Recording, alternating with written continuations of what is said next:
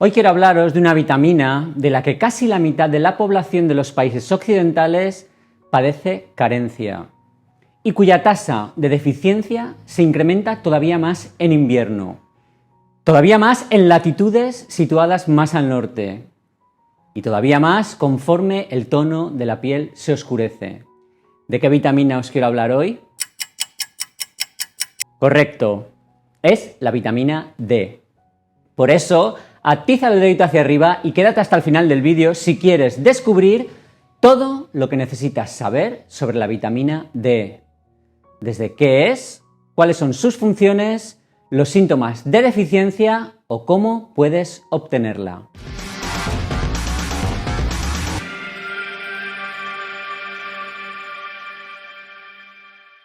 Hola, soy Sento. ¿Qué tal va la semana? Bien, supongo. Antes de que sigas adelante, debes saber que este vídeo solo tiene fines informativos, educativos y de entretenimiento, que no sustituye en ningún caso a la consulta de un médico y que no puede ofrecerte asesoramiento sobre cualquier problema de salud que padezcas. Y tras este mensaje tan importante, deciros que la vitamina D es completamente diferente a la mayoría de las vitaminas. En realidad, la vitamina D, que en ocasiones se llama vitamina del sol, es una hormona esteroidea que se produce a partir del colesterol cuando la piel se expone al sol. Sin embargo, la exposición al sol pocas veces nos proporciona la vitamina D que necesitamos, por lo que deberemos obtenerla de la dieta o mediante suplementos. Existen dos tipos diferentes de vitamina D. Está la vitamina D2 y la vitamina D3. La vitamina D3 o colecalciferol se encuentra en algunos alimentos de origen animal, como los pescados grasos y la yema de huevo. La vitamina D2 o ergocalciferol se encuentra en algunos alimentos de origen vegetal, en hongos y levaduras. De los dos, la D3 es casi 2 veces más efectiva para aumentar los niveles sanguíneos de vitamina D que la vitamina D2. La vitamina D debe someterse a una modificación en 2 pasos en nuestro cuerpo para volverse activa. El primer paso convierte la vitamina D en calcidiol en el hígado, que es la forma de almacenamiento. El segundo paso la convierte en calcitriol, principalmente en los riñones. Esta es la forma activa de la vitamina D. El calcitriol es quien interactúa con los receptores de la vitamina D situados en casi todas las células de nuestro cuerpo. Cuando la forma activa de vitamina D se une a este receptor, activa o desactiva los genes, lo que provoca cambios en las células. La vitamina D promueve de este modo la absorción de calcio y fósforo desde el intestino, promoviendo así la salud ósea. Pero además juega un papel en otras áreas de la salud, como la función inmunológica, la protección contra el cáncer o la prevención de la diabetes. Lo que me preguntáis mucho es ¿cuánto tiempo tengo que tomar el sol cada día para obtener suficiente vitamina D? O cómo hacerlo de forma segura, teniendo en cuenta que la exposición al sol tiene su propio riesgo. Bien, pues aunque muchas veces nos referimos a la vitamina D como la vitamina del sol, la cantidad de vitamina D que en realidad obtenemos de la luz solar es muy variable. Y los rayos ultravioleta aumentan el riesgo de cáncer de piel. Por eso existe un dato muy curioso, y es que la Academia Americana de Dermatología en realidad no recomienda intentar obtener la vitamina D a través de la exposición al sol sin protección o en salas de bronceado.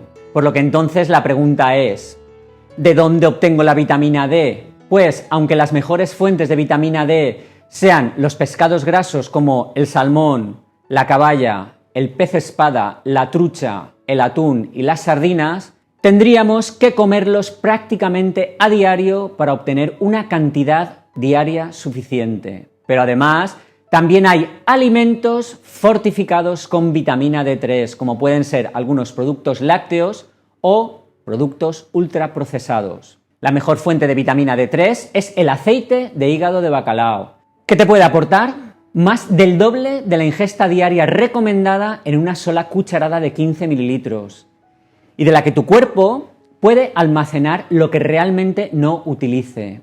Algunas setas también contienen vitamina D y las yemas de huevo la contienen en pequeñas cantidades. Si el vídeo te está gustando y crees que le puede interesar a alguien más, pues atízale al dedito hacia arriba y deja un comentario. Y compártelo en tus redes sociales. También es posible compartirlo en WhatsApp o Telegram con la gente a la que más quieres. Si por cualquier motivo no puedes agregar estos alimentos a tu dieta, siempre podrás buscar suplementos de vitamina D. Pero primero, ¿cómo sabes si tienes deficiencia de vitamina D? Por norma general, la deficiencia de vitamina D es una epidemia silenciosa, ya que los síntomas son tan sutiles que pueden tardar años o décadas en aparecer. El síntoma más grave de deficiencia de vitamina D es el raquitismo, una enfermedad de los huesos, sobre todo en niños, y que se ha eliminado prácticamente de los países occidentales debido a la fortificación de algunos alimentos con vitamina D. La deficiencia de vitamina D también está relacionada con la osteoporosis, la reducción de la densidad mineral y un mayor riesgo de caídas en personas mayores. Además, los estudios indican que las personas con niveles bajos de vitamina D tienen un mayor riesgo de padecer enfermedad cardíaca, diabetes, cáncer, demencia y enfermedades autoinmunes, como puede ser la esclerosis múltiple. Una deficiencia grave y prolongada de vitamina D puede provocar síntomas como dolor de huesos, espasmos musculares o debilidad. La única forma de saber si tienes unos niveles de vitamina D correctos es haciendo una prueba en sangre. Y dependiendo del resultado, tu médico puede recomendarte una suplementación oral con vitamina D. Padecer deficiencia de vitamina D es bastante común si no te expones al sol a menudo o si comes pescado de forma ocasional. Por lo que es posible que estés pensando en tomar algún suplemento de vitamina D para asegurarte de que tienes suficiente para una salud óptima. En este caso, la pregunta sería, ¿cuánto debo tomar? La ingesta diaria recomendada para la vitamina D es de 400 unidades internacionales en lactantes de 0 a 12 meses, 600 unidades internacionales en niños y adultos entre 1 y 70 años, y 800 unidades internacionales en adultos mayores y mujeres embarazadas o en periodo de lactancia. Aunque la cantidad de vitamina D medida en sangre se considera normal en valores de 20 nanogramos por mililitro, muchos expertos creen que las personas deberían intentar conseguir niveles en sangre superiores a 30 nanogramos por mililitro para asegurarse así una buena salud y prevenir enfermedades. Además, numerosos investigadores creen que la ingesta recomendada de vitamina D es demasiado baja y que las personas necesitan mucho más para alcanzar niveles óptimos en sangre.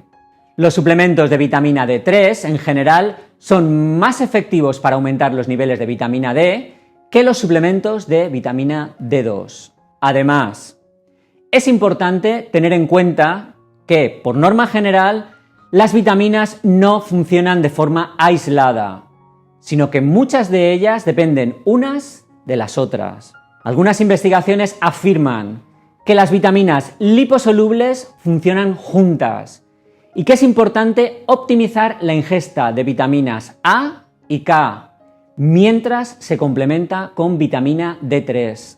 Esto es especialmente importante en la vitamina K2, una vitamina liposoluble que la mayoría de las personas no obtiene en suficiente cantidad y de la que ya os hablé extensamente en este vídeo que podéis abrir aquí en una pestaña nueva y verlo ahora después. ¿Y qué sucede si tomo demasiada vitamina D? Pues la toxicidad por vitamina D es muy rara y aparece si se toman dosis muy altas durante mucho tiempo. Los síntomas serían confusión, somnolencia, depresión, estreñimiento e hipertensión arterial. Bueno, y esto es todo por hoy. ¿Sabías que existen dos tipos de vitamina D posibles? La D3 y la D2. ¿Conocías que la vitamina D3 es mejor para aumentar los niveles de vitamina D en sangre? Déjame tu opinión en la cajita de los comentarios y si lo haces con la frase yo amo el pescado azul, eso lo hará muy especial para mí, pues sabré que me apoyas y que te quedaste hasta el final.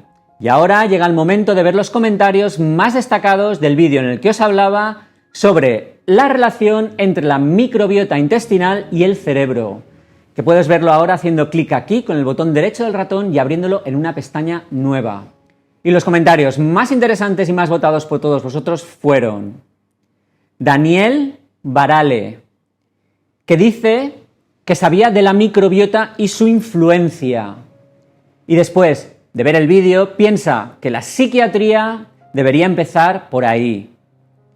Yo lo que creo es que habría que dedicar más dinero a investigación y que además nunca hay un solo factor, sino que es un conjunto de muchos factores.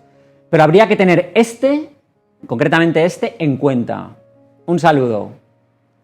Y Petite Anglaise, que nos comenta que la frase de sentir con la tripa es cierta. Pues yo te diría que mucha gente seguro que te comenta que cuando está nervioso siente un nudo en el estómago, para que veamos cómo se relacionan el cerebro y el intestino. Un saludo.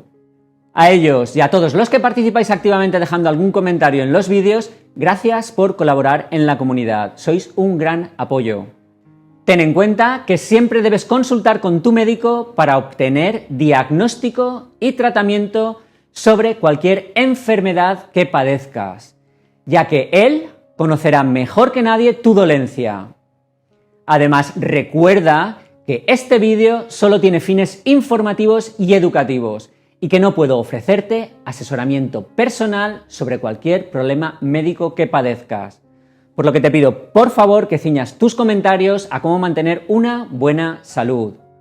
Por último, me hacéis un gran favor si le atizáis al dedito hacia arriba y dejáis un comentario, pues ayuda a que más gente vea el vídeo. Y aquí puedes suscribirte al canal, pues tengo muchos vídeos que seguro que te interesan, y si le das a la campanita no te perderás ninguno de ellos. Y aquí puedes ver un vídeo sobre el ajo y todas sus propiedades.